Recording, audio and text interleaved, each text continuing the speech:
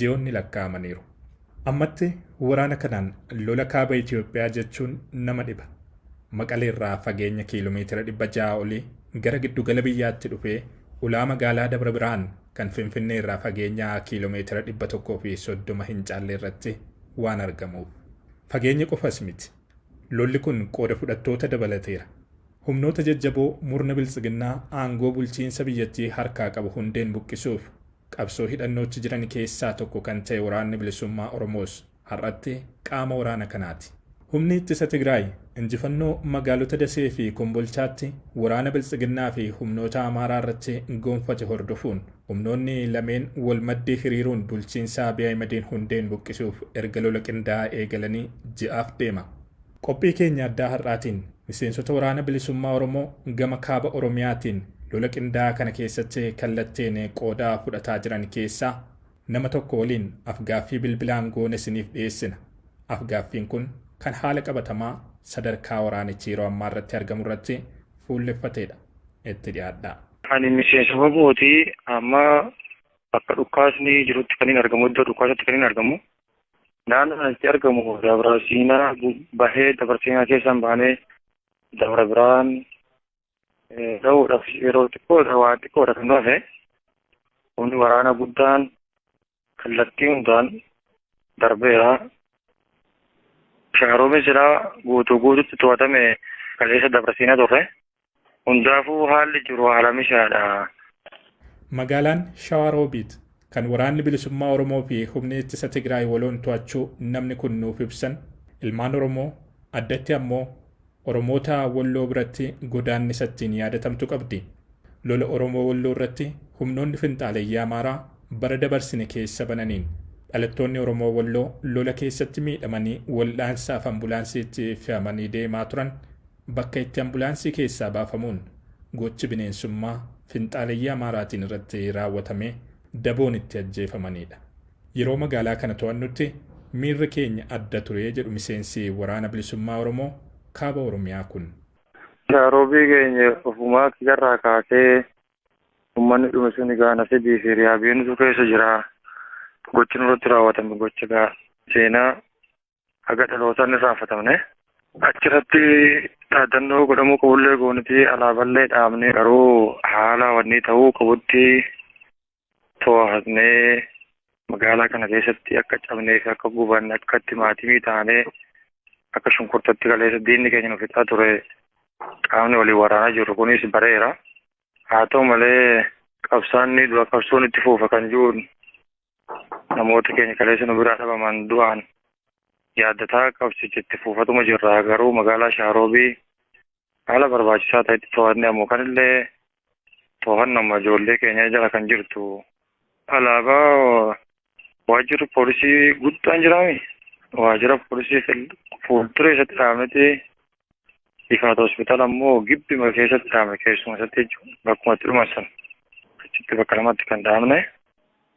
Nuti jibbaa sirnaati kan qabnu malee uummanni saba kamiituu saba Amaaraatiis ta'ee nuti jibbaa saba Amaaraatiis akka hin qabne dargaggoota saba Amaaraa nagaa nyaachifnee wajjin dhunnee akkamiin naga qabduu jennee afaan Amaaraatiin taphachiifnee nagaa wajjin jirra. Nuti uummata sinnee eenyu kan bulchinu sabni Amaaraa mana keessaa gartee uummanni juntaatii fi shaneesaa dhufi qajee mana keessaa baqatee jirus mana isaaniitti jeebi'anii haa ta'anii qabeenyi keessan hin tuqamu isinis hin tuqamtan kana kan isin hin jee gartee shaneen isin qabdi juntaan isin ajjeesan hin jee mootummaa biltsiginnaati kun soba ta'uu hubattanii nageenya fi tasgabbii isin wajjin jirtu hubattanii hubannoo fudhattanii mana keessanitti jeebi'aa ta'a jenneetini hunda isaanii warroota Shawaroobii baqatanii Dabra Siinaa dhufanillee konkolaataa keenya illee namoota baay'ee as deebi'anii mana isaaniitti jiraatu jiranii.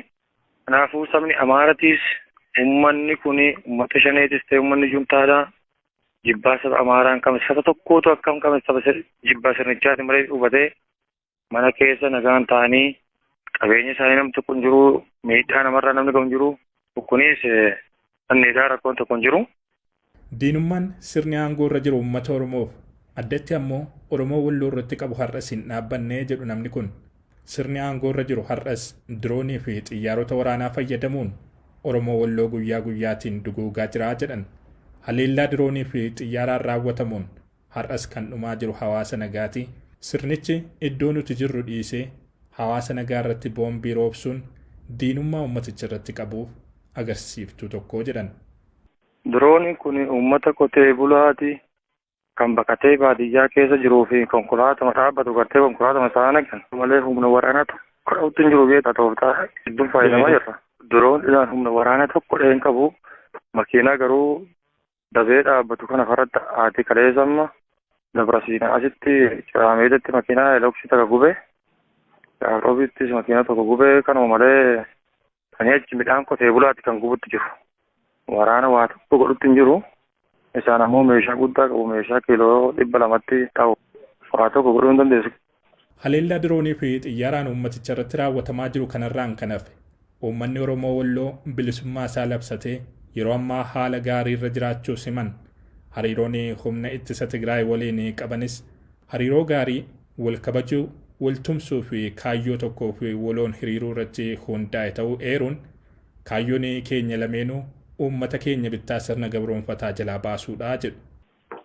Uummanni Oromoo Walloo egaa gaafa gartee dhukkaasan jarri TPLF fi kunis uummata babooti wajjin godina keenya dhufe dhukkaasanii gargaaree humni cimaan raayyaa ittisa biyyaalleen godina keenya keessatti kan cabe eegasii haga isaan asitti shaaroobii seenan jalaa isinas neefaanuma jiranii beektaa haa ta'u malee haalli jiru wanti tokko cinqii tokko malee nagumaan bilisummaadhaan uummanni nagaan jira uummata kanaa wajjin miidhaan irra ga'e tokkollee hin jiru magaalaa Shikkamisa irraa kaasee uummanni kun akka uummata Oromoo jaalatan akka uummata Oromooti wajjin qabsoo qaban dhibbaan dhibbatti agarsiisanii jiran qabeenya isaanii tuqan namoota meeshaa qabatanii karaa deemanillee tuqutti hin jiraniiti gartee ati egaa yoo amaarallee ta'e namni gartee afaan Oromoodhaa egaa dubbate Oromoo jedhanii kabaja kennaniifi beekte kanaafuu haalli uummanni Oromoo Walloo keessa jiru haala gaariidha. Waan biraa tokko shakki tokkos hin qabu qabsoon kunis akka fuuldura deemu malee of duuba hin deemine arganii jiran keessattis lolanii gahee lolaatis qabu odeeffannoo sirriitis gaamta qabaniif haaluma gaariirra jiranii jiru. Lolli humnoota Tigraay waliin waloon taasifamaa jiru saffisa nuti eegneen oliin fuulduratti tarkaanfataa jira jedhan miseensi waraana bilisummaa Oromoo dirree kaaba Oromiyaa OMN waliin turtii taasisan kun yeroo ammaa iddoowwan lolaaf murteessoo ta'an hedduu keessaa waraana sirnichaa qulqulleessuun sadarkaa magaalaa Dabra Biraan to'achuuf nu dandeessisuu irra jirra lolicha guutummaatti obbaasuuf yeroo bal'aa nutti fudhatu jedhan. Nuti yeroo amma laallu dheengata guyyaa 10 akkas Finfinnee irra nu fudhachiisanii ture garuu haala mara jiru guyyaa 10 dhiise guyyaa 5 6 nu fudhachiise nutti fakkaatu. Mootummaa bilchiginnaadhaa kun akkanuma ilmaan hiyyeensaa kanarraa guutee warroota dhukaasa qawwee akka buutu hin beekne akkanumaan as ergee lubbuu dhiiga ilmaan hiyyeessaatiin tapha malee guyyoodhaan nama 60 nama 100 kan harkaan qabutti jirru beekta. Dirqamaan nu fuudhanii inni kun markaattoon fuudhame jira inni kun agartee dabarzeetti fuudhame jira inni kun agartee boolee Mikaa'eliin guurameetuma dhufe jira akkanumaan bakka wanni lolaatti hin qabnu guyyaa 15 foormishiin wanni nu kennaniituma meeshaatti kennaniituma deemaa lolan nuun jira malee waan tokko leenjillee hin qabnu inuma bu'anii beektaa caalaa ilmaan Oromooti kan ammoo as keessa jiru jarrillee noggatti harkaan qabamne kana inillee dhoonnu beektee inillee ajjeefnu haati kennaniituma bakkuma tokkotti kennaniituma ragaa tokko irraa fudhanna maleedha. Mootummaa bilchiginnaadhaa silaa badeechamaa fi lubbuu ilmaan hiyyeessatiin taphutti jira malee mootummaa 10 yoo ofitti dabalee humna waraana kan ittiin deebisu gonkumaanuma hin qabu. Ani kaniin dhibbatti afaan guutee dubbadhu. Mootummaan kun humna ittiin nama tokko kutee wanni tokko hin qabu. Inni keessa jiruus inni baata kanaa kuttaate deemaa lolaa jiruunis foormishinii kana fudhatee baata kanaaf agartee mootummaa kana jalaa harka fudhatee qaama gartee dhukkaasee ishee nutti jira kana deeggaree osoo nuti Finfinnee isheen agartee qabsoodhaaf lafaa ka'ee mootummaa kana qabsoo kana keessatti hundinuu yaadanii humnaanis waan danda'een gahee baatuudha qabaadha kan hin dhuma akka nama tokkotti. Gama biroon yeroo ammaa muummichi ministeeraa dabalatee namoonni hedduun dirree waraanaatti duuluun humnoota waloo waraana bilisummaa Oromoo fi TDF irratti lola jabaa bananiin miidhaa jabaa irratti dhaqqabsiisuun lafa duraan humnoota kanneeniin qabamanii turan gadi lakkisiisaa jiraachuu Miidiyaaleen sirna aangoo irra jiruuf meeshaa hololaa ta'anii tajaajilaa jiran labsaa jiru. Dhimma kana irratti maal jettu jennee miseensa waraana bilisummaa Oromoo kana gaafannee turre. Mootummaan Abiyyi inkaan adda waraanaa dhufee lolu dhiisi. Abiyyi immoo inkaan dhufee lola kana qaama seenee lolu dhiisi.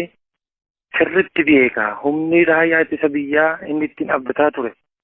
Osoo daseen isheen kan cabe warroonni amma lolutti jiran kan kunoo dhibba guyyoodhaan nama 65 nama 70 qabutti jira. Ijoollee waan takka hin beekne akaawwii markaatoo kee deemtee gurgurtu.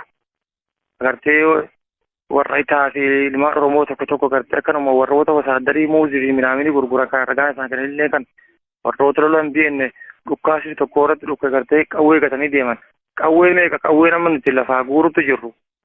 Humna ittiin dhufee loluu qabu dhiisii raayyaan ittisa biyyaadha daqiiqaa takka dhukkubsa dura dhaabbatu Abiyyiin qabu. Kuni ammaas ilmaanuma hiyyeessatiin hin tapha jechuudha malee kuni sobaa guutumaan guututti soba ragaa sobaatii miidiyaa PP deemtanii uummataan hin gowwoominaa jedhani. Waraana kanaan kan dhumaa jiran dhalattoota Oromoo fi ilmaan hiyyeessaa daandii irraa qabamanii gara dirree waraanaatti ergamanidha jedhu namni waraana bilisummaa Oromoo dirree kaabaarraa OMN waliin turtii taasisan kun. Dhalattoonni Oromoo ammaan booda waraana hiika hin qabneef gatii hin malle kaffaluun akka hin barbaachifne dhaamuu fi feenaa jedhu. Kufaatiin sirna biltsiginnaa fagoo akka hin jirres irra deebiin hubachiisan. Uummanni Oromoodhaa keessa fala jiru xiqqaaf guddaan agartee kan odeeffannoo hin qabnees kan odeeffannoo qabuus kan agartee mootummaa kana jala deemee ergamtoota mootummaa biltsiginnaa ta'anii uuma haqa nyaatanii bulaniif agartee obboleenyan keenya agartee minciiruu fi agartee dararaarraan ka'uu barbaadan. Mootummaa kun mootummaa kufe ta'uu beekanii qabsoo kun immoo qabsoo ilmaan Oromoodha meeqatti dhumuutti jiran beekanii warri raayyaa ittisa biyyaa keessa jiranis ilmaan Oromoo ta'anii yoo dandamaa ta'e qaamuu waboodha dhukkaasa barutti jiru kallattii hundaa waboon keessa jira. Bilbilaan nu qunnamuudhaan lubbuun isaan osoo hin baane gara keenyatti as makamuu yoo mukaan ammoo gartee yoo danda'an lubbuu isaanii bararuu as deebisanii dhukkaasni isaan dhukkaasuu jiran ilmaan Oromoo irratti akka ta'e beekanii qabsoon kun ammoo qabsoo ilmaan Oromooti fi ilmaan Tigraay dararaan agartee cimaa mootummaa biltsiginnaatiin irra geesse ta'uu beekanii ijoolleen kinoo raayyaa ittisa biyyaa dhaabee as dhukkaasutti jirtu ijoollee teenya osoo dhukkaasaa jirru hogguu nuti dubban Oromoo ta'uu beekaniitti karaa ittiin baqatan dhabanii banneetu jiranii kaleessa sagartee inni nama isaa hiisisaa tures miidhaa tures suma bakka Oromoo ittiin turu waan hin jirreef nu miidhaa ture amma immoo sabni kun kan qabsaa'aa tures warroota PP kanaas miidhuudhaaf taa'anii sirnicha kana kuffisuu fi isa kana hubatee keessattuu gaggeessitoota walloo turanirraa fudhatuu ni danda'an. Gaggeessitoonni walloodhaa kan godina keenya turan osoo gartee lakki jennuun sabboontota meeqa gartee maqaa Oromoo ta'uu qofaaf qabsaa'ota ta'uu qofaaf makkalaakaa wajjin ta'anii fichisiisan waan mootummaan kun hin kufne itti fakkaate obboleewwan keenya fi hoota keenya qabsaa'ota meeqa humna baratan jala cabsanii yoo xiqqaate lubbuu nama 70 oliitti irratti dhabna. Warri sun guutuu raayyaa isaa biyyaatti wajjin baqatee finnee jira. Warroota saniirraa fakkeenya fudhatanii ka darbe immoo uummanni Oromoo maal ta'uu beekanii ammumarraa harka isaanii sassaabatanii warroota qabsaa'otaatiif odeeffannoo kennuu fi karaa banuu fi yoo taate malee isa darbetti rifatanii baada kana ilmaan Oromoo deeggaranii qabsoo kana faana haa bu'anii. Mootummaan kun dhibbatti kufee jira. Nutu boru wal biratti hafaa wal saarfannaa seenan boru bartee isin gaafataa hin gahaa umarratti warri miidiyaadha ala jirtanis bilbilaan warroota Oromiyaa keessa jiranis as gara kaabatii fi kibba jiran hunda bilbilaan gaafatanii odeeffannoo sirriidhaan fi isinii kennine mootummaa kufe jiru